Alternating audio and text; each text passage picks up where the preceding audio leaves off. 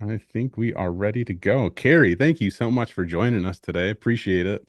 We're Yeah, going to be thank talking you. about the Cyber Ninja Training Plan, which is it's the topic that we've talked, I think, kind of about this before a little bit, but this is an area that I am very, very passionate about. And from having conversations with you, I know you're extremely passionate about it as well because you have a few teenage daughters who are going through a journey right now to learn more about IT and cybersecurity. And you've kind of developed a roadmap to assist them along the way. And I think, after going over, the blog that you've done, like even the slides that you have provided and talking with you previously, I know all the information that you put together is really on point to help students from a very practical perspective and really get them kind of that hands-on knowledge to help them get started in their journey. So, with that, I'm going to let you kind of do an introduction here, tell people about who you are, and then we'll go ahead and get started and talk about this topic because I know you're very excited about it as well.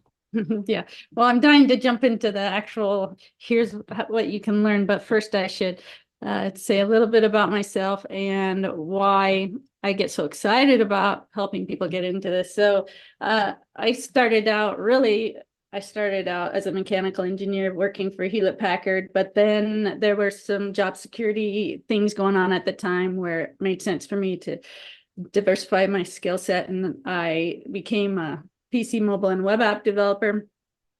And actually, after several years as a web app developer, failed my first pen test, which I didn't even know what that was or what any of the findings were that they found, which were a lot. And I had to learn that. And it didn't feel good at first to have failed for reasons that I didn't understand, but it was what inspired me on this whole journey. So looking back, it was the best thing that happened to me. After I learned more about penetration testing and that I could get paid to break people's apps instead of make one work like I was at the time, I figured it'd be more fun to break everything than to make them work. So I set my sights on being a pen tester, and I was able to do that for the first time. My first job as pen tester with Black Hills, and it was amazing. Since then, I moved on to red teaming at Walmart and blue teaming. I spent a couple years on the red team, 5 years on the blue team, and just in the last couple of months went back to focus on AI with the red team. I got a little caveat there that these views and opinions are my own and not representative of Walmart. Let's see. I changed around my bullet points because, and kind of in priority order here, that I'm a cyber career lover. So this career has been a vastly rewarding and enjoyable career for me. After experiencing a couple other careers, which I actually love both those careers as well. But this has one thing I really love about cyber is the vastness of it. I'll never learn or even come close to learning everything about it, so I'm never going to get bored. I get bored when I'm not learning. So I love it for that, but I also love it because it's in high demand and it pays well and has flexible work arrangements that work well for families and work-life balance. So I love that. I also mentor a lot. So a lot of people reach out to me about how they could get started into cyber, and even more specifically with my own family, mentoring my family who, I have 5 daughters, a son, and a husband, all interested in cyber, who got interested in cyber and tech after I got into it. And so I've been mentoring them, which we'll talk more about that. I'm also an Antisyphon instructor. And we talked a little bit about that in the pre-show, but I teach a couple 2-day classes with Antisyphon training, one of Black Hills companies. And I do this blogging and conference speaking stuff, even though it's scary, but it's good for me. It's kind of like diet and exercise. And I've got a lot of certs, but honestly, I wish that I could have, if I could go back, what I would do different is I would start out with the learning that I talk about in this webcast before I go out and try to learn those deeper topics and the certs. That would have been a lot easier for me if I went that route. So we'll talk about that. I do have, well, there's some links in the slides. I'm sure the slide link will be put somewhere where you guys can get it, and also on the YouTube posting. But if you want to learn more about me, I have a fun treadmill desk that I talk about. I have a really major issue with needing a lot of screen space, so I have hacks to get lots of screen space for cheap. So there's more information there. And here's my family. We live in Idaho. We like to go on four-wheeler rides in the mountains of Idaho. And the structure behind me is a big marble maze, which is really cool. And it was fun to build. But you can check that out, wonderstructs.com. So that's my intro. That's holding me back from talking about the really exciting stuff. We can't hear you, Zach. That's my fault. Sorry about that. So yeah, I was saying let's get started talking about the really exciting stuff. And I like how you kind of did the intro here of, you were talking about the certs and everything like that, and how you wish you would have taken a different path, essentially, of learning. So, um, I want you to dive into that. Let's talk about what somebody should, from your perspective, what you've learned and what you're, teaching your daughters currently. What's the best way to get started nowadays? Yeah. So just a little clarification on that. So I took a lot of SANS training, which was my original training, which is really amazing, but it's just so much information. You take 8 hours a day, 6 days in a row of amazing in-depth information. And it's really overload for your brain. So, you pick out, you remember as much as you can from all of that, but you just don't have the time in that short period to really play with it and get it all to sink in and meld together. So I had to see things through multiple classes like that before they would start to stick. So this route is of learning that we talk about today is a lot more smaller chunks spread over as much time as you need with lots of hands-on exercises. So I recently released this blog on Black Hills website. It says From High School to Cyber Ninja. And of course, what I'm implying by from high school is not that you need to be just out of high school, but really that you don't have any particular prior knowledge of tech. You're basically just potentially your typical high school graduate who's looking to learn more and try and become an expert in cybersecurity. So I've had a lot of people that I mentor ask me about how to get into cyber. And actually my husband after I was a pen tester, he got interested in being pen tester because I was showing him how much fun I was having. And he was a high school math teacher at the time. And so he was probably my first subject that I really mentored through into becoming a pen tester. And he's since become a pen tester through the plan that I had come up for him at the time.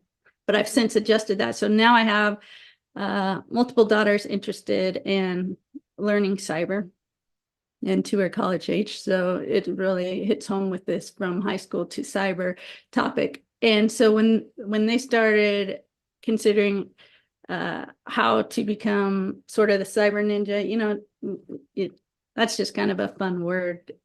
Like I said, you're never really an expert in all things cybersecurity because there's too many things, but to, feel pretty confident in some specialized area, I wanted to give them a path to do that. And so I started going through all the free stuff. There's so much free stuff on the internet that it's debilitating. It's just because it's like, oh my gosh, I could spend a lifetime reviewing all this free content, but what's really the best or a good path through this? I don't want to say the best because I haven't reviewed everything. And but I did find a great path through all the free stuff. And that's what I want to share. And just because something isn't on this list doesn't mean that it's not as good or great. But this is a path through that will give you great technical skills. And it is biased towards a technical individual contributor. There's a wide range of roles in cybersecurity, from management to individual contributor and everything in between.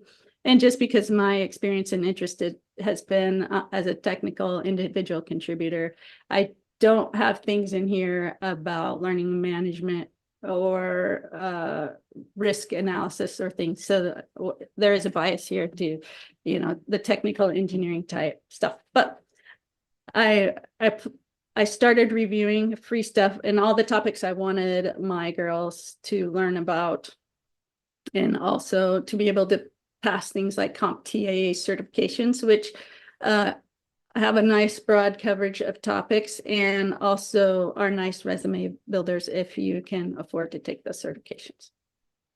So, Carrie, you mentioned, that there's basically like an endless amount of resources nowadays for content and to learn.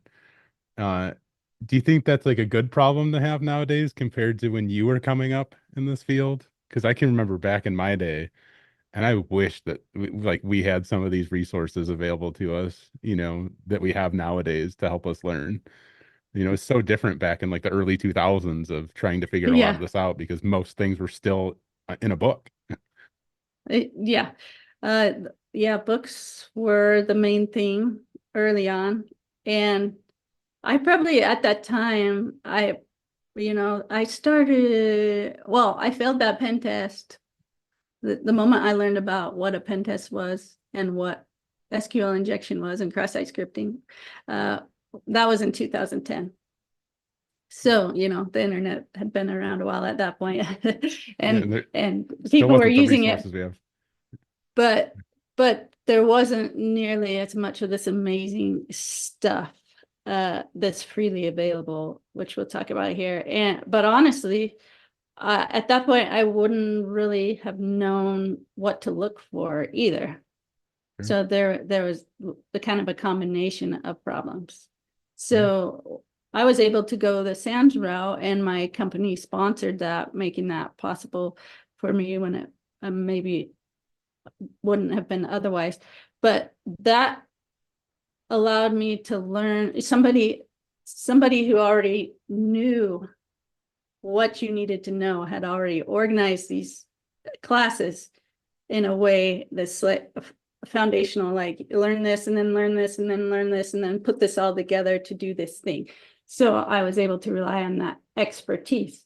So that's really what I want to provide here is like, yeah, you may want to get into cyber, but you don't even really know what to search the internet for, because how are you supposed to know? You should know how to use Git and some programming and some important topics about PowerShell.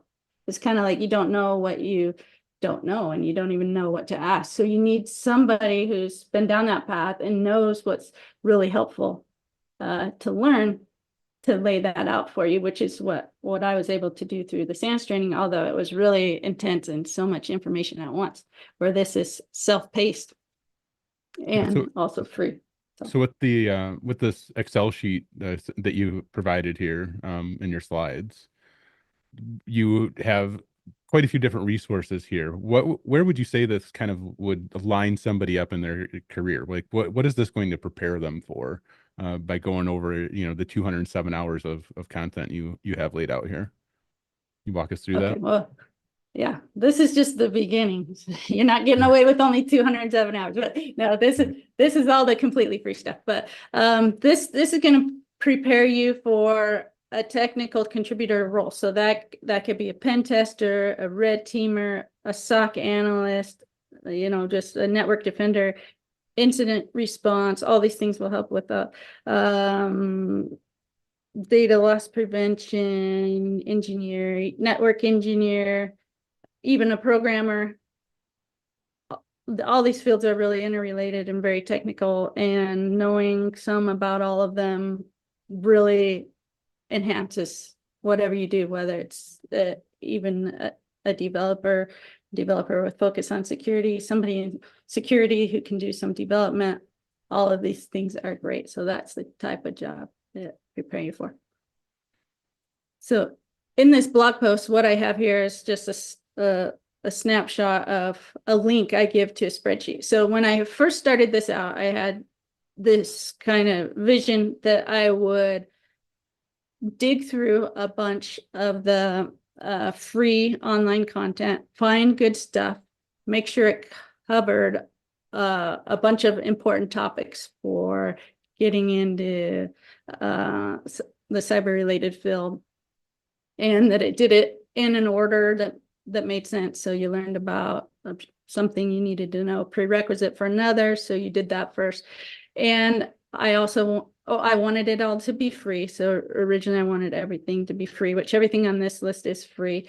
But then I do venture into some not totally free stuff because it's so good. But let's see. So that's what I have laid out here. And I went and I watched all of this stuff myself because I said I had to personally know this stuff is good. And I favored things that were like a series you could find on YouTube. So instead of a random person's video on GitHub and then a random person's video about how to use Python, I tried to find something that was like in a playlist so that the learning was a little more contiguous. So it wasn't just a bunch of 1 hour different presenters kind of covering half of the same things as the other guy did, you know, as a prereq or something. So what I have here is it starts out at the beginning. We've got some code.org stuff, and we're covering some really basic stuff like how computers work and what is the internet. And what's really fun about this is my daughter watched these after she got done with what is the internet. She came into my office and says, "Mom, my mind was just blown. I I mean, I kind of understood what the internet was, but I just kind of, without really thinking about it, assumed that every computer was connected like directly to every other computer. Like there was a wire going from my computer to Zach's computer and from Zach's computer to mom's computer and stuff without, you know, really thinking about how that's not really feasible. But I just learned how everything's just a big mesh of interconnected things, and you bounce between these interconnected things. So, and also the fact that there's literally a cable running under the ocean between the continents, it was just mind blowing to her. So anyways, that was fun to see that. And, you know, and my other daughter, she also said, "Oh my gosh, I had no idea that IP stands for something. It's Internet Protocol. I've been saying IP all this time and I never knew it stood for something." So that's been really fun. And the funniest thing is that my daughter learned the "Who am I" command. It's typed out all together as one word, WHOAMI. And she was having trouble getting it to work. So she comes in my office and says, "Mom, I'm running this whammy command and it's not working." So we're going to be laughing about that. We all call it whammy here. I'll probably be in a conference talk sometime and I'll say run the whammy command because that's just what we call it here. Makes me think Anyway, of the game show back in the day. No whammy, no whammy. Stop. yeah. So Yep, it starts out at this high level, just like here's the world of computers and the internet. And that lets you, like, let's say you haven't decided that cyber is a career for you. That lets you kind of just see if you get excited about this stuff. I mean, if you watch this stuff, does it intrigue you? Do you feel like your mind was blown? Is it fascinating? If not, maybe you don't want to go through this because this gets really technical and really deep. And if that doesn't excite you, it might not be the right path. So those are good beginner stuff. So I then, just want to stress that even more. I think that's really important for people to kind of remember as they're figuring out their path through IT, to really find something that you enjoy. Because as you're going through this journey here to work in IT, no matter what kind of subset of IT you find interest in, having, you know, some type of maybe mild passion for it or just like that enthusiasm or interest will really help you along your journey because you're always going to be learning. So if you don't enjoy learning, going back to kind of what Carrie said, might not be a great career path for you because throughout your journey in IT, you're always learning something new because technology evolves constantly. So I wanted to kind of highlight that with you. yeah, thank you. No, that's really good. Okay, so then I found this series of videos by Professor Messer, and he's popular, and he does free training courses on several of the CompTIA certifications, which is the A plus, which is a broad IT type. What's the difference between a laptop and a desktop, and what components are in it, and where's the CPU, and how does the CPU talk to something, and what does a solid state drive and a hard disk drive look like, and just tons of IT related topics in the A plus. So he does approximately 10 hours on each of these topics. So you see him listed there 4 times for the A plus. A plus has 2 sections, core 1 and core 2, and he's got approximately 10 hours of video on both of those core 1 and core 2 concepts. And then there's also the CompTIA Network Plus and Security Plus, specific to cybersecurity and networking. 10 hours each of those.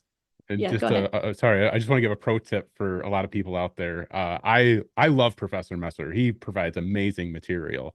The only advice or pro tip I have for you is to like 1.5 times speed, maybe even like 2 times speed some of that stuff, because he's very slow. So some of you out there will really appreciate that pro tip right there. Some of you will enjoy the Yeah. slowness of it, but like for me, and I know I've talked to a lot of people, speeding that up some really makes it Yeah. so much better. I did watch it on 2 times speed as well, but I wasn't sure how applicable that was, because the majority of that was review for me. And I think my daughters are watching it at either 1.25 or 1.5. So they've sped it up a little, but they actually have to let it sink in a little more. So yeah, it's really great that he does that for those 4, and that they're free. I mean, that's 40 hours of training right now there. That's really excellent. And then I've got some other resources on here specific to pen testing and coding and Linux. And that's from W3 Schools, Portswigger, which is the maker of the Burp Suite tool.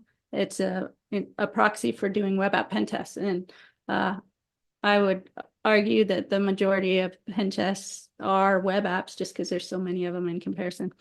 So that's a really important and popular tool. And so the makers of that Burp Suite, Portswigger, they have a lot of great free training, hands-on lab type training, like here's a website, hack the issue it has to pass this, and it keeps track of whether you successfully passed it or not. So lots of great stuff there. And of course, over on the right are the links to all of this training. So it makes it really easy for you. And of course, the spreadsheet is linked to from that blog post. And then it gets down here into Jeremy's IT lab training for CCNA. This is really the ninja part of this list. This is really in-depth technical knowledge of network protocols and configurations, which is really important for those type of roles, the technical contributor type of roles we're talking about in cybersecurity. It's really a long playlist, but I've broken it out into a bunch of different items, because there's more there than you need to know for this Cyber Ninja journey. And so I've cut out parts of it, and also cut out the end of some videos where it talks specifically about how to configure Cisco devices that you don't need to know the specifics of unless you're going to be a network engineer. So those are broken out down there. So that ends up being 207 hours of free training. And if you get through that and you thought it was super cool, then keep going. So I was on my journey through watching all of this when I bumped into Try Hack Me.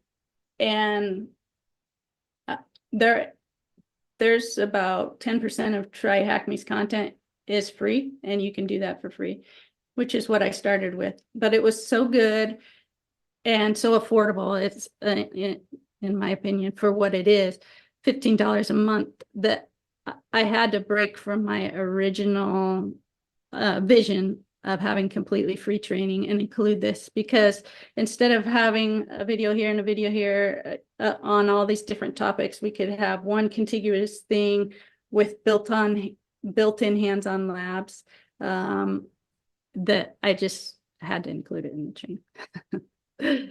So forgive me for it not being completely free, but so TryHackMe is at tryhackme.com. They're bite-sized gamified lessons. So, you know, the games are fun. And I know for my daughters, it really helps when they don't just have to read a bunch of stuff. Like I keep thinking, you know, technically I could just hand somebody like 10 textbooks and say, here, read all this stuff and you'll be a cyber ninja. And, you know, if you read it and you understood it, that would be true, but that's really hard, right? I mean, it's just so dry. It is a way to do it, but it's also much harder than doing something interactive and fun.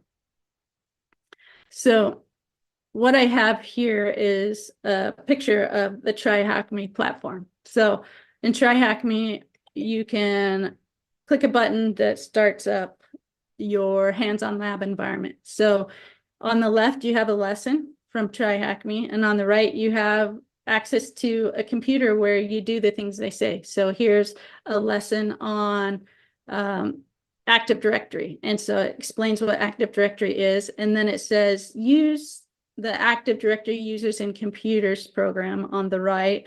And tell me the last time Sophie changed her password. So you have to be able to get in here and look at the properties within Active Directory users and computers and find that setting. Or maybe they tell you, go force a password reset on Thomas. And then they keep track of you having done that. So you have that lab just that easily available. You don't have to create your own virtual machine. You don't have to install Windows or Linux or the attack tools. Everything's right there as you're learning in these small bite-sized lessons.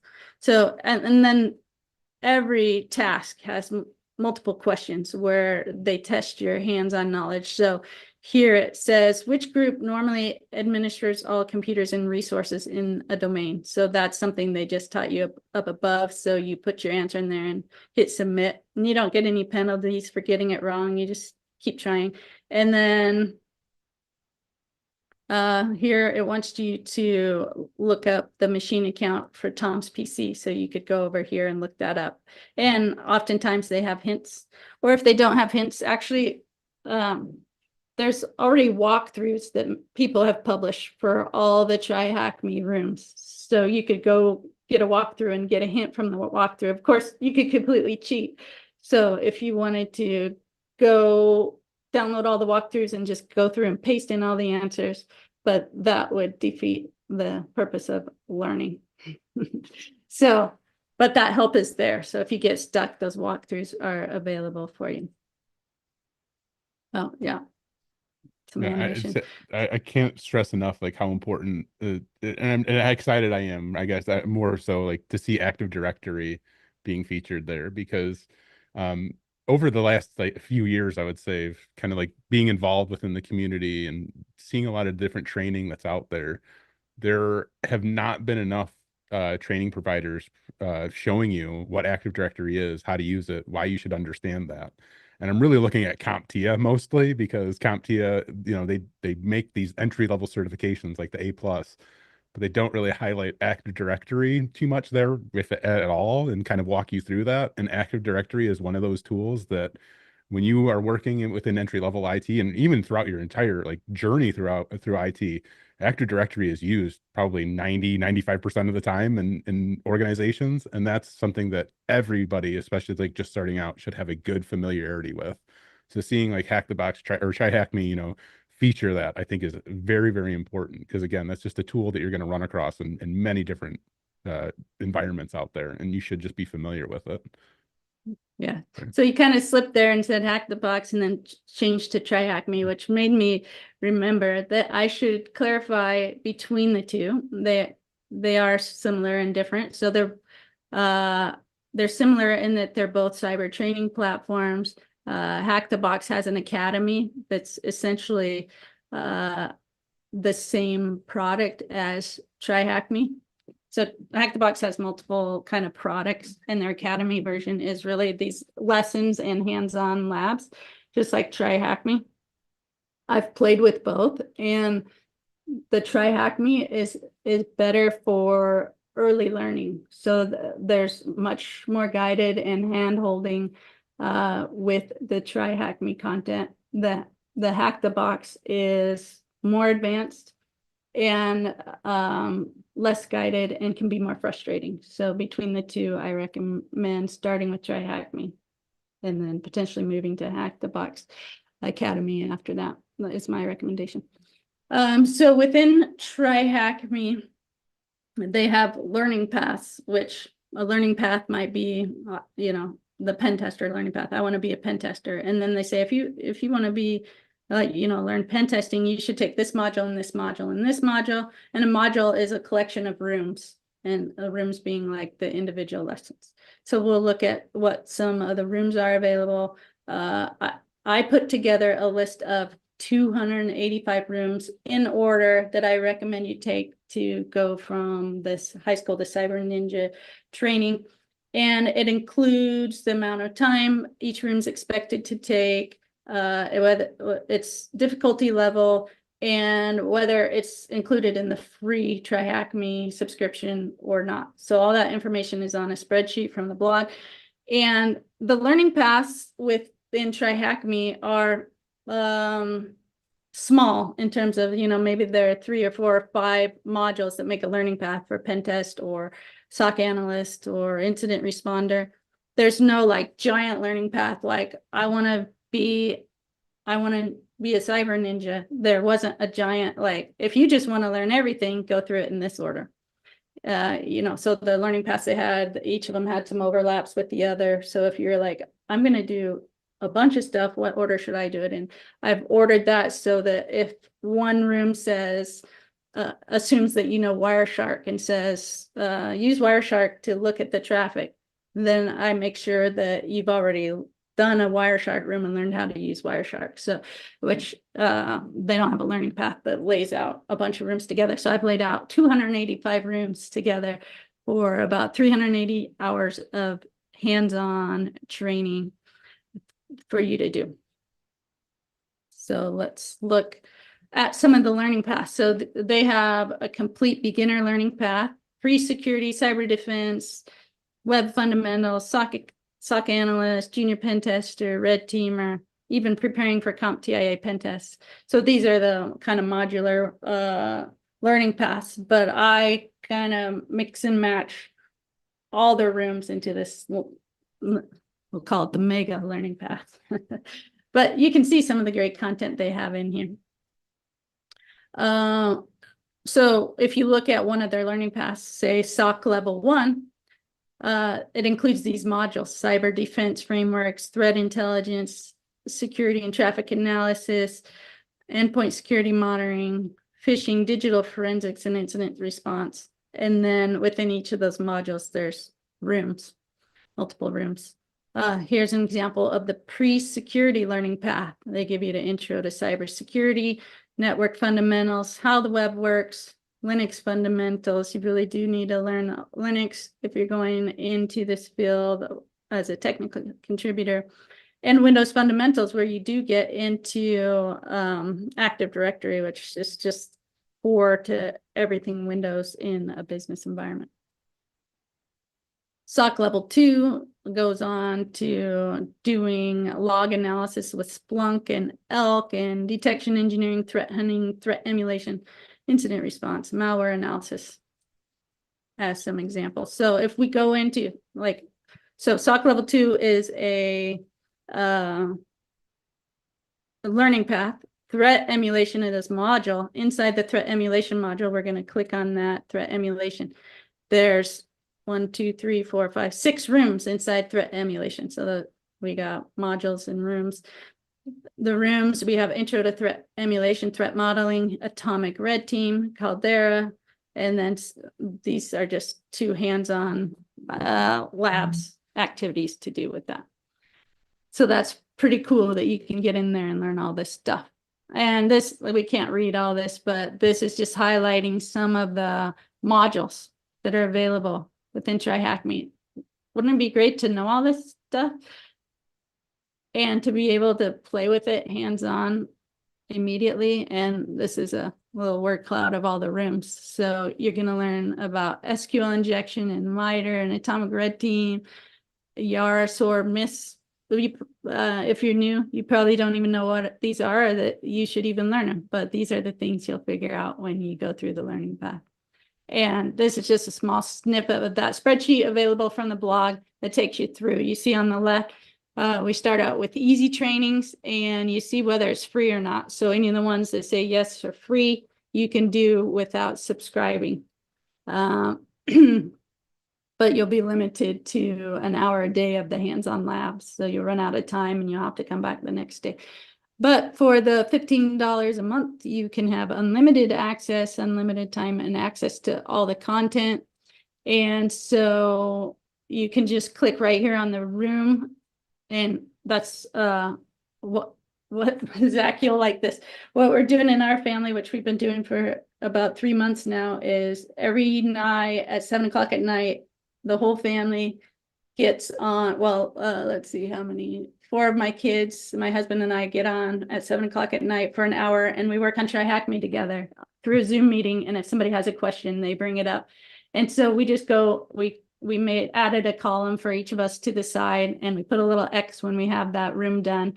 And we just click down through this, and we're working through it. And we're going to get all 285 of these done. I have about 45 of them done. And I'm still learning things, even though, I've done a lot of training, and I constantly go through something like, let's see, what's a good example? Just maybe how to use Nmap.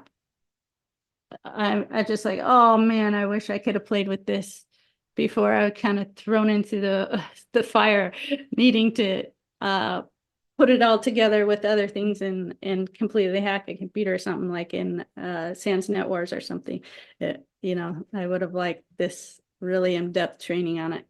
So I love that you all do that together. I think that's probably like I don't know, just like the coolest experience to kind of go through. And I hope that one day I can do that with like my kids, because that's just like, I don't know, it makes me like jealous in a way, but just also it just fills me with like so much excitement too, just to see somebody who's kind of doing that and putting all this together. I just want to tell you how much I appreciate that, and I just want to say yeah, thank you for putting all this together, because you going through this and me seeing this is just phenomenal, because I think this really will help somebody kind of lay out their path and kind of be able to walk through it in a digestible way. But like the question I want to ask you is, like, you've laid all of this out, right? And you've put this amazing spreadsheet together and the blogs. How much of this should somebody really kind of like focus on to like complete as they're going through? Because I think some people might look at this and be like, oh my gosh, this is a lot. Is everything on here, like, do they really need to complete everything that you've laid out for them? Or as they're going through, these different challenges and things, will they kind of start to develop maybe more of an interest in what they enjoy? And will they be able to skip around and focus more on those areas? yeah, I think that this is a good idea for for a somewhat generic education. But if you find a specific topic, like you get into this and you're like, oh my gosh, reverse engineering malware is amazing, you might just veer off at that point and just Google as much reverse engineering malware as you can find and just get lost in that. And that's great. Then you become a malware reverse engineering expert. And and that would be a successful outcome of this without even finishing it. So this is just a way to expose you to a lot of great stuff that will set you up to take any of those paths. But if you start taking that path in the middle, I think that's great too. Thank you. It, There was a it's question. really I don't, oh sorry, I don't yeah. know if you had highlighted it earlier. I didn't see, but people are asking about taking notes. What do you use to take notes, and what do you suggest? Have any good suggestions for people as you know they're going through all of this, um, that documentation Yes. process? Yes. Notes are super helpful because it gets so frustrating to have to go back and try to find things again. Like you'll go into a training room and it'll say, use GoBuster to find directories. And you're like, what is the command line for that again? Is it GoBuster -U -L -R? Where do I put the? So what I like to use, and I feel like it kind of gets ridiculed amongst uh, the cyber community, but is Microsoft OneNote. I just love how you can put anything anywhere you want to go, and you can have notebooks and sections, and it's all searchable. You can even have different notebooks, like you could have your offensive security notebook and your defensive security notebook, but then you can search through it. It all syncs with the cloud. You can access it from any computer. I've also used Obsidian, and a lot of coworkers that I know like Obsidian. They take their notes in Obsidian. It's a cross-platform, works well on Linux, kind of markdown note-taking tool. But I really do like OneNote better still, even though I've given Obsidian a Yeah, I would say a, it doesn't matter a too fighting much. chance. Yeah, it doesn't matter too much. I would say the program or how you do it, just take notes at the end of the day. So whether that's Yeah. OneNote, Obsidian, Notion, um, whatever, it just take notes. That is the most crucial piece of it all. So find the program that works for you, or the pen and the paper that works for you. Just take notes. That is, I think above all else, that is what you need to take away from this is just take notes and find whatever way Another works for thing you. I've done is just put it in a blog post, because I figure if I'm going back and looking up my note every time, other people will be too. And I especially found that when my husband Darren was getting into pen testing. He'd asked me a bunch of stuff that I had in my notes, and I'm like, well, if he's just getting into pen testing and he has these questions, and a lot of people have these questions. I had this question originally. I'm going to put this in a blog post, and I look up my own blog posts a lot of times uh, because that's the fastest, easiest way to find it. I can search my name and like how to test for an open mail relay and bring up my blog post where I took really good detailed notes, because when you have to put it in front of people, you go all out to understand the caveats. And then I use that as an own reference. So, you could start up your own little blog that is your notes. And then that's also a sample that you can give to hiring manager. Like, here's the kind of things I've been playing with, working on. Here's my notes. Here's how I organize things. Here's how I write. And that can be a great resume builder as well. Yeah, I just have to agree with that 100%. And just to add another thing to that, one thing that I did a lot through my learning journey was I would record videos, and they're really just for me initially. But I would just record the screen and just talk about some of like what I was going through. But I put some of these like available on YouTube, and I cannot tell you the amount of times that I still go back to those videos just to reference how I set something up because I don't remember, but I know in whatever video it was, I can go back to that exact video and pick up and figure out, what I need to do just from doing that. So, if notes don't work and you want a little bit more visual for you, record your screen, record yourself going through something and make that available for you to access later on. And that could be a great resource for you too. Yeah.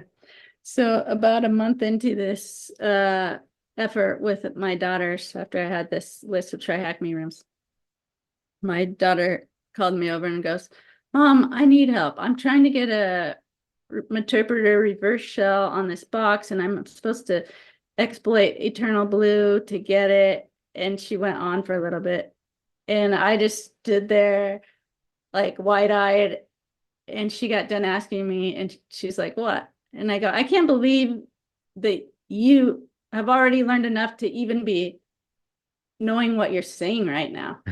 And she thought about it and she goes, wow, I did say a lot of like reverse shell. I never knew what that was a month ago. Interpreter, exploit, get the flag, all this stuff. And we both just realized right then that she's already come so far. It's really cool. It is awesome. I love to hear that. Okay, so now we have these great resources that are free or fairly cheap. This Try Hack Me just was so amazing. I couldn't not include it, even though it wasn't completely free.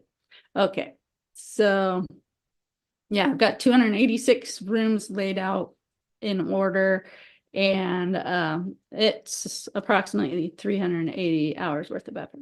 So you're going to learn a lot of great things.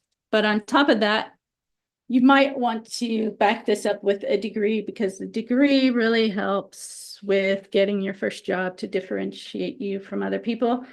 If you have some connections with people,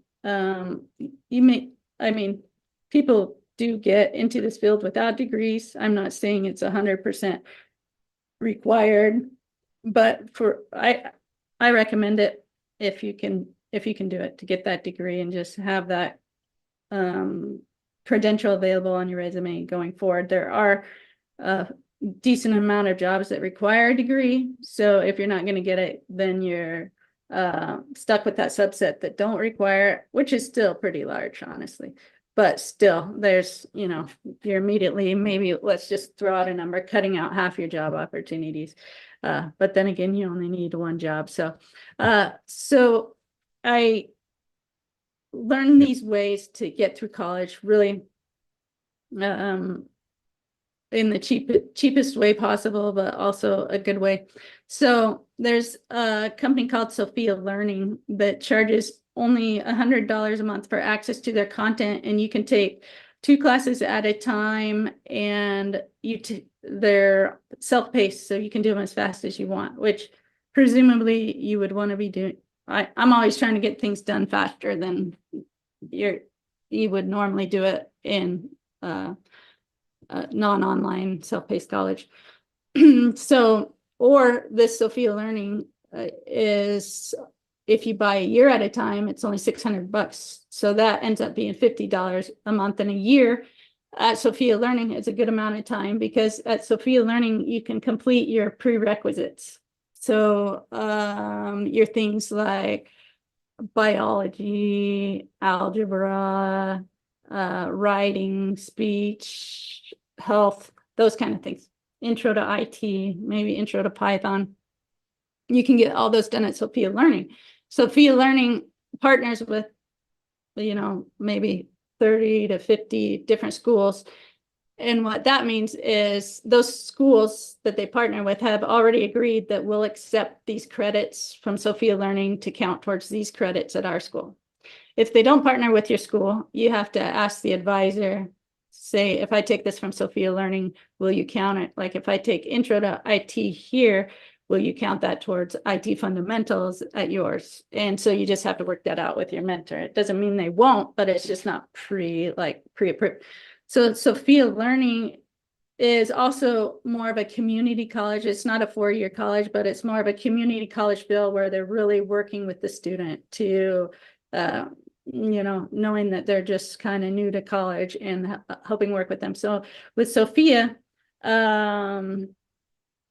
everything's self-paced, and you go through it. You could get Sophia partners with Western Governors University, which is also an online school that offers cyber degrees. They're listed there: cyber security and information assurance, cloud computing, information technology, network engineering and security, software engineering, and computer science are their technical degrees they offer at WGU. Sophia partners with them. So if we take, for example, the first one, cybersecurity and information assurance, there's a webpage from WGU that says, if you take these 44 credits for these specific classes from Sophia Learning, we'll count them for these 44 credits in our program, meaning you finish for $600, you get your 44 credits done in a year, then you join WGU and you've already got 44 of your 122 credits for your degree done at a crazy cheap price, $50 a month. And then for WGU, it's also self-paced. So you pay around $4,000 for cybersecurity. It's $4,200 for every 6 months. And again, you're working at whatever pace. So if you work fast, that's really cheap college. So you get with WGU, you take one class at a time.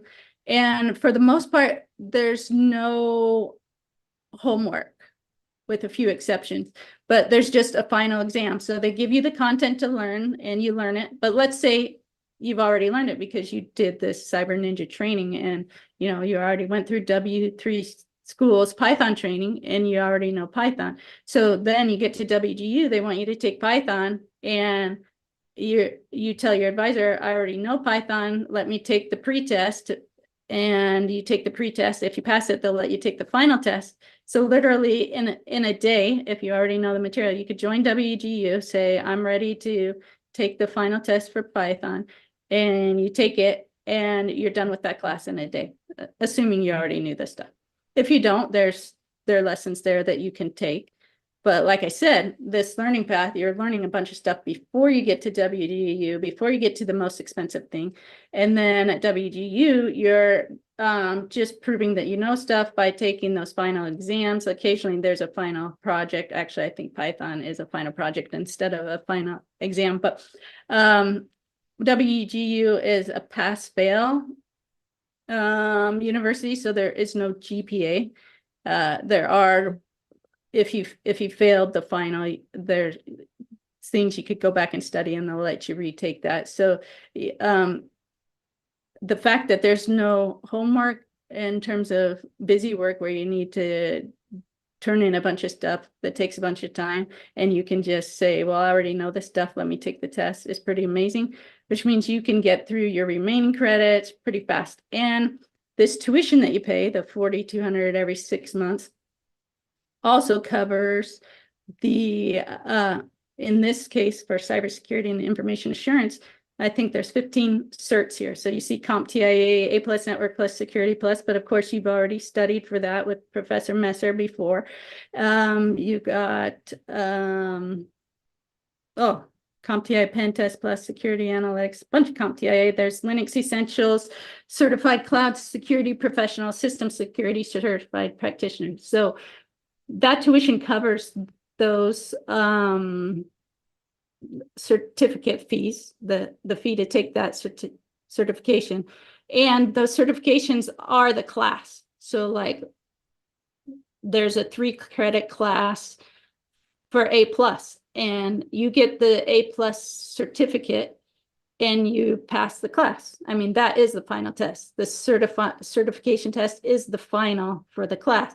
So right there is 15 of the classes, which is just get the cert, study for it. They give you the study materials and they pay for your certification exam. Study for it and get this certification. So when you get out for your $4,000 every 6 months, when you get done, you'll have a bachelor's in this case, cybersecurity and information assurance, and 15 industry certifications to put on your resume, which puts you hugely ahead of all the other graduates who just have their bachelor's on their resume. So, and all included in the price of that college. So I think, and it's a remote online college, so it can work from wherever you are. Although WGU is US only. Sophia is anyone in the world. You don't even have to be a high school graduate to do Sophia learning, and you just have to be at least 13 years old. So you can even put your daughters who are in high school, they can enroll in Sophia and for $50 a month be passing off college credits. So it's kind of another dual enrollment type option. They can be in high school and doing their prereqs from Sophia Learning for really cheap. Anyways, how are we doing on time? We got a few minutes left. You've got about 5 minutes left. Yep. And do you have time after for some questions? Yeah. Awesome. So instead Let's of see. doing a breakout room today, we're just gonna keep things right here in the in our main chat, and we'll just do like an AMA when Carrie is finished, and you guys can ask all the questions you have. We'll try to go through Yeah, I some. guess just to close out, I did I didn't talk about anti-siphon training here. It's like I said, it's another great option for learning. I had narrowed it down to some smaller subset for this blog post and for my girls, but definitely I'll be recommending anti-siphon going beyond that. But I do teach 2 classes for anti-siphon training, which is attack emulation tools course, where we talk about MITRE ATT&CK framework, atomic red team, vector, purple team reporting tool, and MITRE Caldera, which is an attack emulation tool that's free to use from MITRE. And I also teach PowerShell for InfoSec, what you need to know. And we talk about not really the basics of how to use PowerShell in terms of this is how you read a file, this is how you make a network connection, but we talk about the topics as they all interrelate to cybersecurity. So we talk about attack tools, malware detection bypasses, and how attackers are using PowerShell and how logging can help us as defenders. So I did want to mention that. Awesome. Thank you, Carrie. Appreciate it. As always, like the information that you provide is so valuable. I was watching the chat the whole time, and everybody just said how much they appreciate what you're putting together, and it's going to be helpful for them in their journey. So I'm very excited for everybody who was able to join and found value in that as well. We put all of the links for everything that Carrie talked about in the chat a few times, but you guys can also go to the Anticast resources channel in Discord just so you can get those slides again. And I will put the link again in the main chat. But one thing I want to highlight with this, with the link that I provided for the Cyber Ninja training plan, the Excel sheet there, if y'all click on the links to in the right-hand column, in the far right column, those are also going to take you to additional Excel sheets, I believe, from time to time. Like I know you clicked on the Try Hack Me one, and that took me to another Excel sheet that kind of laid out that path for the Try Hack Me. So I know that there was some confusion in the chat on how they could find some of that. So if you guys are having problems seeing some of the different like Excel sheets that Carrie was featuring, make sure you click on the links that are in that far right column because that'll take you to some of that information as well. So yeah, thank you again, Carrie. I'm gonna go through here, look through some of the questions that we have. I know we had a lot come through on Zoom, which is phenomenal to see. So I don't know that we'll get to all of the questions, but if you have questions, you can throw them in Zoom, you can throw them in Discord, and we'll try to answer as many as we can. I saw something yesterday on LinkedIn, anti-siphon training posts. It's my blog post or something, and somebody commented on it and said, this is like a love letter to people interested in getting into cybersecurity. And I really appreciated how he phrased that because I really do feel like I might put a lot of love into this, like for all the people that I've mentored and for all my own family and everybody who's been interested. I really kind of poured my soul into this one in terms of making an effort to find good stuff and to review it and to share it. So I thought that was really cool. No, you did a phenomenal job, and I really genuinely appreciate it. For many years, I've done this YouTube channel called IT Career Questions, where I've helped people throughout their journey, and I've answered so many questions and tried to put together information just like you have done there, but you like just went above and beyond anything that I have ever done.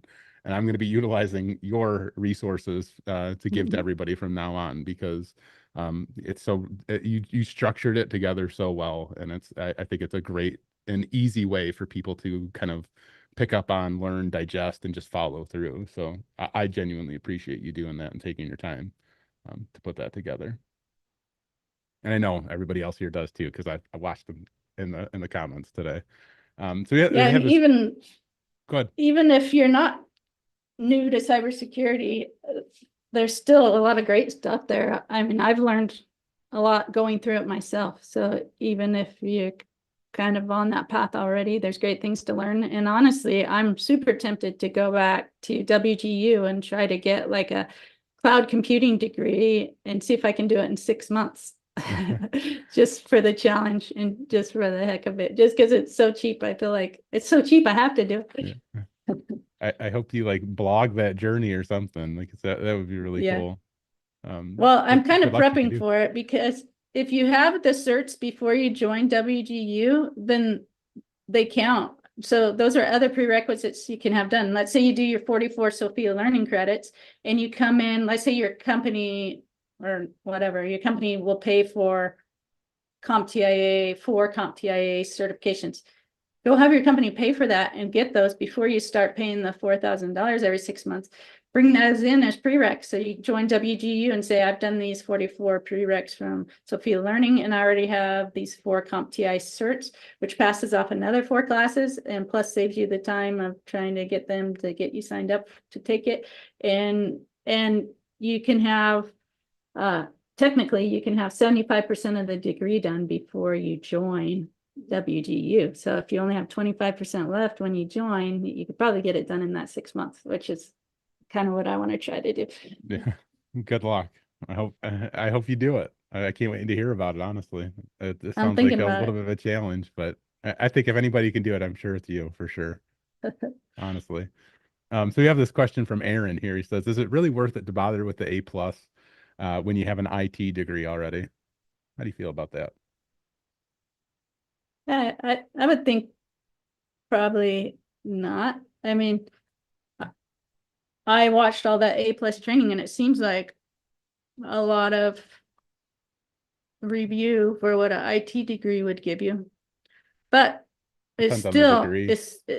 it's still something that is 1 bullet point more than your competitor going for the job, you know. So I mean, I really do like having things on the resume, even if it even if you could argue, well, it's just a repeat of stuff that I learned in my degree. So I mean, I can see it either way. Yeah, I would say if you're trying to get into entry level help desk, some type of role like that, you are going to run across some job descriptions that will ask for the A plus or even require the A plus. So you just have Yeah. to keep that in mind that sometimes there are going to be those requirements for certifications, and especially like at the entry level, the A plus might be one of those. But oftentimes having a degree will trump that in some ways, but still you might have those requirements that you have to look at. So it's very Yeah. it depends, you know. The certifications are, the most important at when you're entry level, when you don't have years of experience to show. But even beyond that, after you do have experience, there are some companies that'll say a certain cert is required. But a lot will just say or equivalent experience. So you got to kind of just play that one by ear. Do you have any experience with the Let's Defend platform? No, what is I that? don't. It's they do some training as well, more on the defensive side. I've Yeah, I'll heard have of to look at them. that. I haven't used them. I'm very familiar with them, but I've never actually used their product, so I can't comment on that one as well. But if there's anybody here in the chat in Discord, if you've used Let's Defend and you have, thoughts on that, please throw it in the chat. It was a question that we got. And then I'm just going through the Zoom questions, or there's a lot there. Have you used the Cyber Mentor TCM Security at all? You familiar with their resources and certifications? I look through what they have, and when impressed with the catalog, I haven't taken any classes, and I've also heard a lot of great feedback on it. So from that perspective, I think that's a great way to go as well. I I can provide some insight there because I used to work there, and the one part of the Ah, question was, do they hold any weight with employers, their certifications? And I can tell you that they do. So the TCM security certifications are growing in popularity, and they are showing up more and more on job descriptions. So it is they nice. are they are gaining some traction there, which is exciting to see because I'm glad that you've heard good things about them. I always hear really good things about them. So definitely a great platform to check out. Do you know of any good cybersecurity mentorship programs out there? Mm. I Discord. haven't specifically looked into that. I've had tons of people reach out to me just directly on LinkedIn and um, Discord and Slack.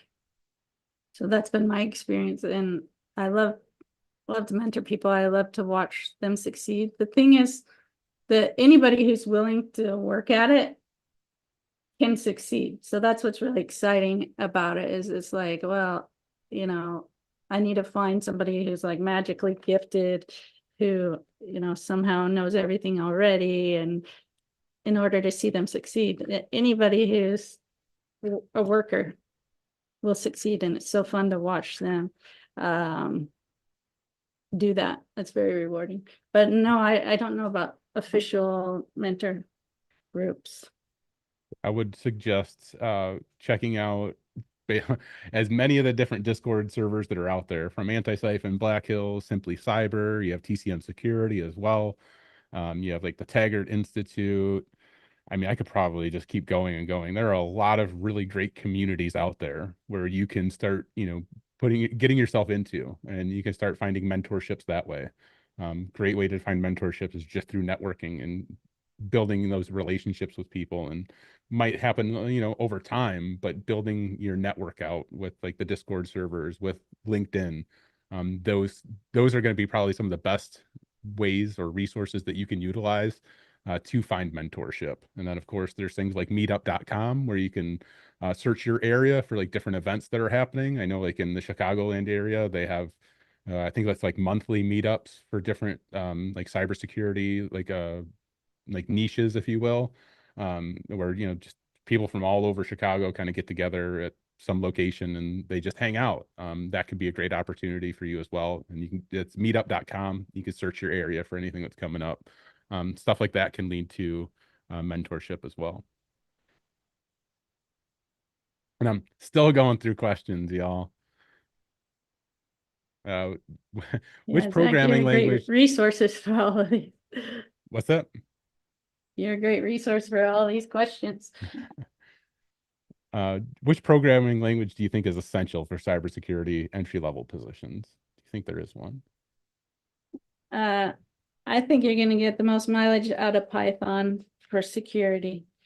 It's just not.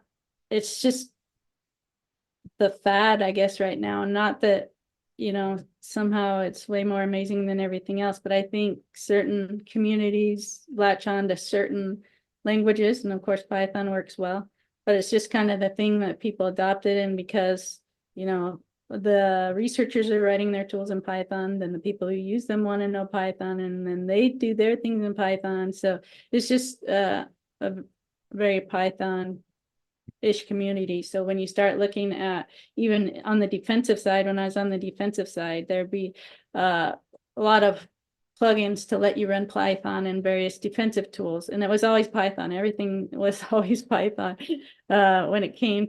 So that seems to be the most advantageous. Of course, I teach the PowerShell class, which PowerShell is on Windows by default, super helpful for administering Windows, super helpful for attackers, super helpful for defenders to know how to use PowerShell from that standpoint. But in terms of attacker tools and extensions to existing defensive tools, Python is the most popular right now. Yeah, and it works very well cross-platform. So whether you're on Windows, Linux, or Mac, you're going to be able to run Python, and it'll work fine. Yeah. And it's for, from an entry-level cybersecurity standpoint, I think you kind of highlighted it. It'll be one of the uh, most frequently used, probably, programming languages that would be used within security, especially that I see nowadays. But I don't want people to also think that you have to know programming, and like you have to be an expert in programming or have to be an expert in Python. As you're just starting off, just looking at the code and kind of understanding what it does is going to be the most beneficial for you. And over time, as you're going through your IT journey, you might find where you start picking up more, Python skills and things like that, just based off of your career trajectory.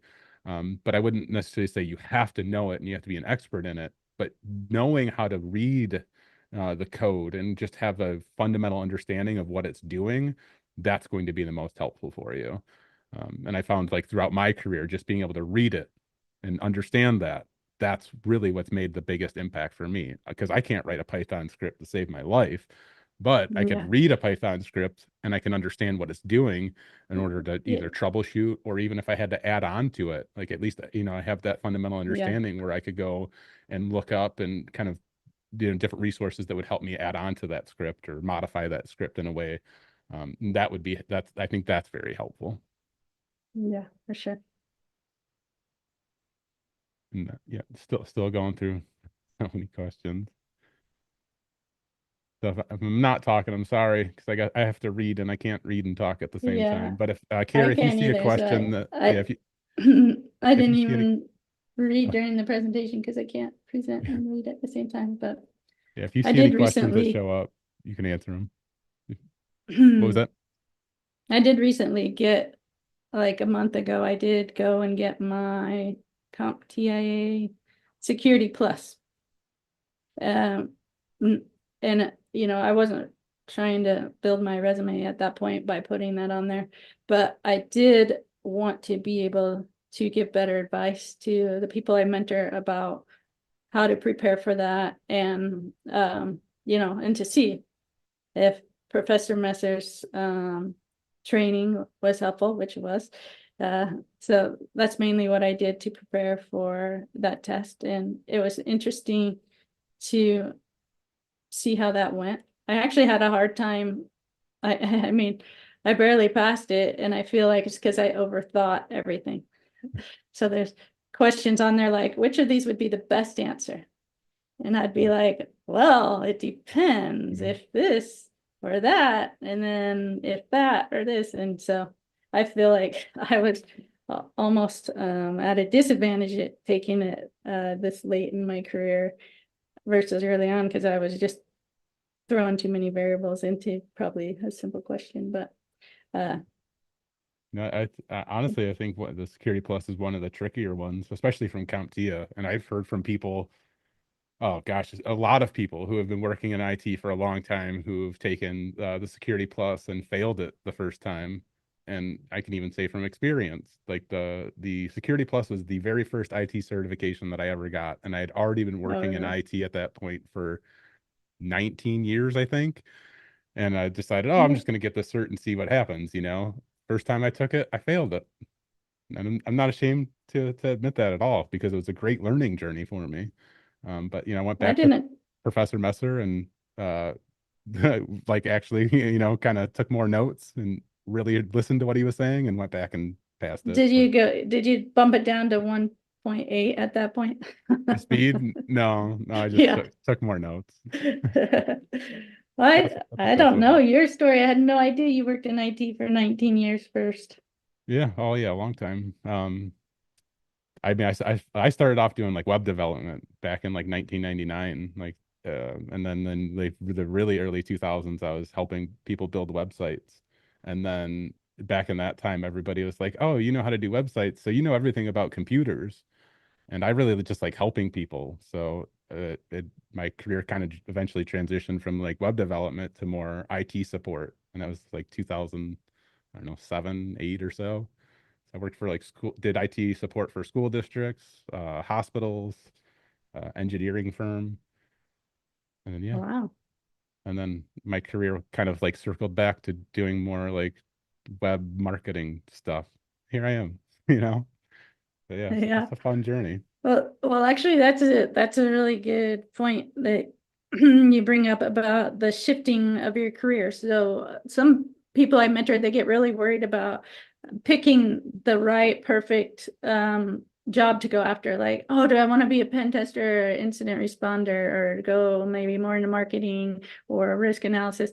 You just pick one that you currently find fascinating, and don't worry about whether you can be there the rest of your life, because many people move around and it's easy to move around, and it's not a mistake if you end up doing one thing and then moving to the other. Like I did red team and then moved to blue team, and those experiences complemented each other and worked great together, and I loved it, and it didn't preclude me from moving back to read at some point. And yeah, so it's not that like I'm just undecisive about what I want to do. I want to do a bunch of different things, and you don't have to have your final ultimate answer at the beginning. Just do something that you find cool and see where it takes you. Yeah, you make an excellent point too, because I think a lot of people, as they're starting off in this field and just learning, trying to learn all the things, and they might get fixated on, oh, okay, I want to be a network engineer, and they start to go down that path. But as they're going down that path, they discover, oh, I really don't enjoy this as much as I thought I did.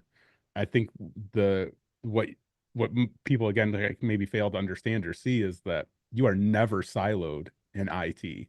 Once you get your foot in the door, once you get, that experience, your career has just like endless possibilities where you can transition and weave through the different roles and even like subset areas of IT, like the different niches, if you will, So there is networking, there's programming, there's cloud, there's cybersecurity, of course.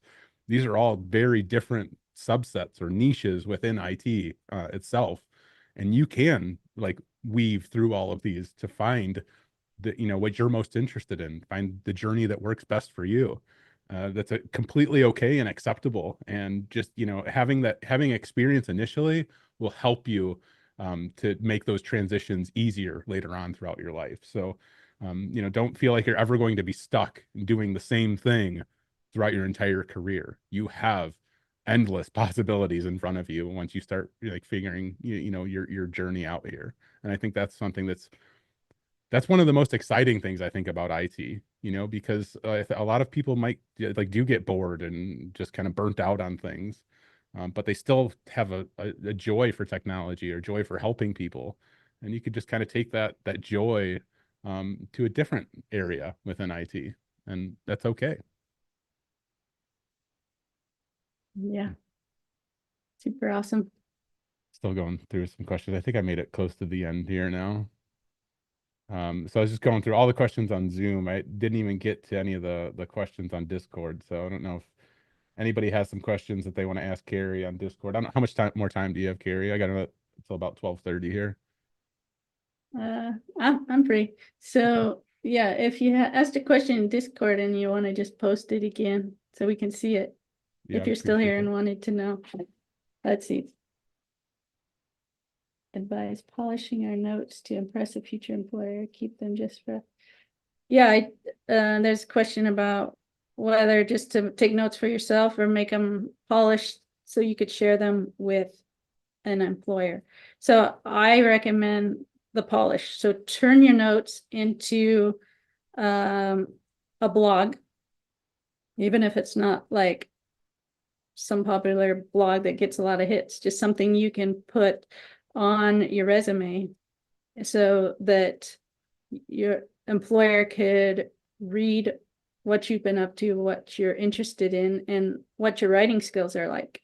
And that'll be a big benefit for you. And also, your notes are going to be better than if you just did them for yourself, because you can get away with making them sloppy and leaving areas of the topic less understood just because you don't have that extra motivation to go dig into the details. And so you really get motivated to learn more when you know other people will be looking at it. Yeah, I can't I Yeah. can't stress that enough, because when you're taking notes for yourself, while sometimes that can be great, and even if you do want to take notes for yourself, I would encourage you to kind of do what Carrie said and make those available on a blog. You'll obviously want to rework those, reword them a little bit so that they're appropriate for a blog. But when you start taking notes for yourself, you start to get lazy with it. And that's the last thing that you want to do when you're documenting and note taking is get lazy with things, because providing that detail or a good level of detail and information is going to be extremely helpful for not only future you, but other people out there as well. So uh, can't highlight that enough. So somebody said to put your notes on Git or something. You could put them on Git, but there's probably more friendly free blogging services that makes it easier to put your notes more in a web format with links between, but it's up to you. But just anywhere where you could share a public link would be good, and where you can easily find and search through it again. We had this question from I'm not going to try to say their name because I'm terrible with names, but they said, how can we integrate our Try Hack Me practical knowledge in order to land our first job? Any thoughts on that? Well, I think that, well, I think it goes back to landing your first blogging. job, I mean, you're gonna have to get an interview, which means your resume has to stand out among others, which putting Try Hack Me on there, if you say, I'm in the top 10% of Try Hack Me users for number of completed rooms or points or something, because actually from what I've done so far, the 45 rooms, I'm already top 7%. So, it isn't too terribly hard to get an impressive percentage to put on your resume. And then, so that just helps you get to the interview. But then with that hands-on skill, you really know what you're talking about. And when you come to that technical interview and they start asking you, what is the OSI model? What's the three-way handshake? What's DNS do? And how is it different from ARP? You're going to have the answers to all those in that way. In both those ways, it's going to help you pass that interview and get that job. For sure. I agree. It also shows initiative, if you're competing with somebody else, let's say just graduated, got a degree. And then you can say, I graduated and I also work on learning in the evenings doing Try Hack Me. That's showing a lot more initiative and standing out amongst the crowd. I agree. I can't Somebody asked about the treadmill desk, yeah. and we are probably a little short on time, but I have a whole blog on it. Its effectiveness. I used it for 4 years daily, walking at least 4 miles a day, and it was awesome, but also discovered that was what was making my back sore at night. So I'm just about to try using it a little less each day at this point. But hopefully that doesn't happen to everyone. I have that problem too. I have a bike that goes under my desk. So I'll sit here and ride my bike all day. And yeah, by the end, like at night when I'm ready for bed, my back is killing me. So I definitely need to get a new seat for mine.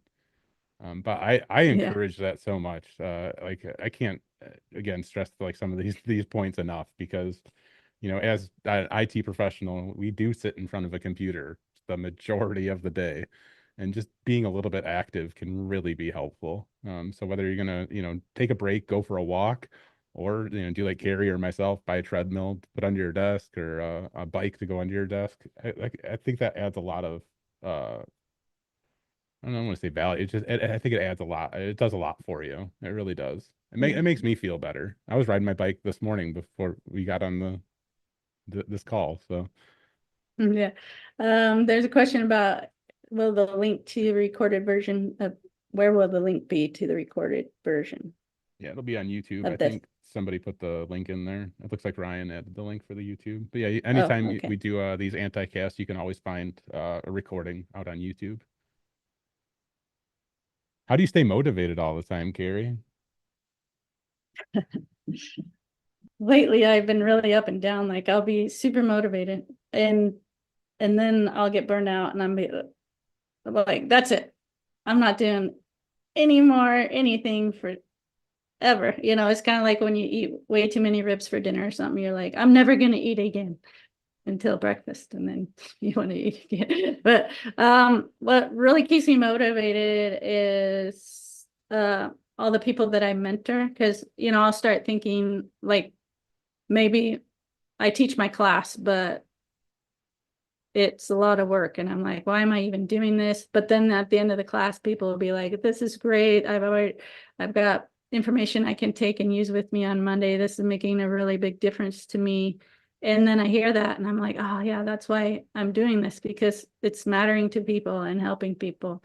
And so really it's you guys and who appreciate the work that keeps me motivated to do all this. I agree with that.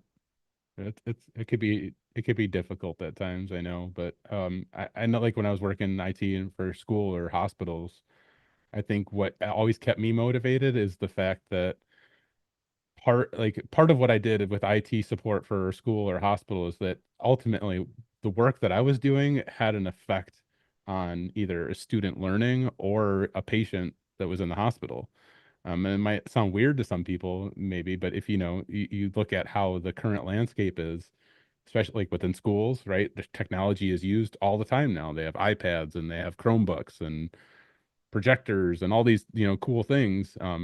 That's part of their learning journey nowadays, and when technology isn't working, that will affect their learning journey. So it was always helpful for me to be like, oh yeah, like the work that I'm doing here affects the student learning, and I want to make sure that I'm doing the best work that I can, um, to make sure that the students are having like the best experience that they can.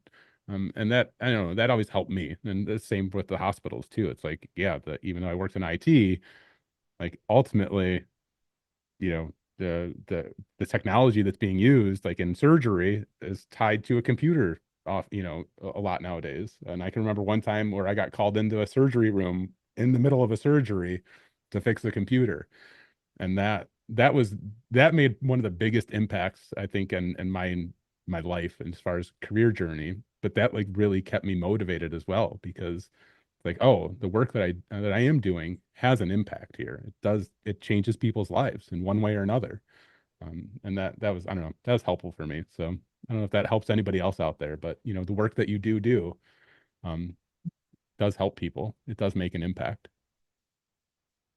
There's a I, question from Easy Does It about the modules in Try Hack Me. Would you do the modules or just the rooms? So the modules have overlap. So if you do one module, there'll be some rooms from another module, and they don't necessarily make sure you have all the prereqs. So something in the module, a room in the module might tell you to use Wireshark, but you never used Wireshark before.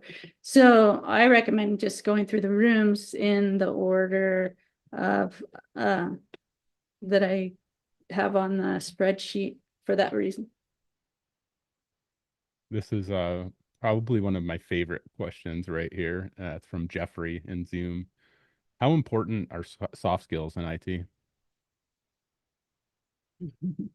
What do you think, Carrie? Yeah.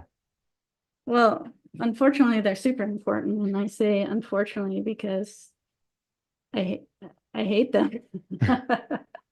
I don't want to have to communicate, but dang it, it's like the most important thing to be able to do, because if you learn some great things and you know the direction the company needs to go, but you can't communicate that to them or to your partners, then it doesn't help anything. And also, to learn communication is like just practice, practice, practice for the most part. I mean, there's some studying you can do on it, but it takes a lot of practice. So there is no easy way, like take these 5 courses and then you'll be really great at communication. So, it's really a lifelong endeavor to improve your communication, learning from your own mistakes. But, and, that it is really important and something to work on improving. Yeah, I think for a long time there was this probably like misconception that if you work in IT, you're a total nerd and introvert, you're stuck in a dungeon all day. And while I think that is pretty true oftentimes, the fact of the matter is soft skills are sometimes even more valuable than some of the technical skills as you're starting out, because just being able to communicate effectively is going to take you very, very far in your career. And I just want to emphasize even further, like that's something that you learn over time. It's not something that you're going to pick up a book on and be an expert on. It's not something that you're going to watch a couple videos on and you're just going to master soft skills right away. It took me many, many years to be comfortable just being able to talk to people and talk to them like even confidently. And when I say many years, I would probably say it took like a good 10 years for me, honestly, of like actually working in the field and working with people on a day-to-day basis to finally feel comfortable to have conversations with people. And I'm not lying when I tell you 10 years. Like I was a huge I'm still a big introvert, but I look back, like 20 years ago, I could not talk to people to save my life. I was terrible at it, so awkward. And some days I still am, but it really took years of just learning that skill and developing that to become comfortable with that. And I want to reassure people that it's okay to take your time with that, and it will be a little bit of a learning journey for you. But mastering your soft skills will be extremely beneficial to you and in your career. Yeah, I remember I've been introverted for a long time, and I was a teenager, probably like 16, and my mom and her mom, my grandma, are very extroverted. And so they were trying to help me. And I'm like, I just can't think of things to say, especially to strangers. How do you just talk to strangers? So they gave me specific examples. Sorry. And they said, well, you can always ask about the weather, like, so it's pretty sunny out today, or I heard there's a storm tomorrow. And you can always, what was the other? Oh, you can ask them about their plans for the weekend. It doesn't matter if you just ran into them, you can say, so what are your plans for the weekend? So, I mean, it starts with baby steps. So I literally use that for years. Like I'd be in an awkward situation, which is around people is an awkward situation. And there'd be silence.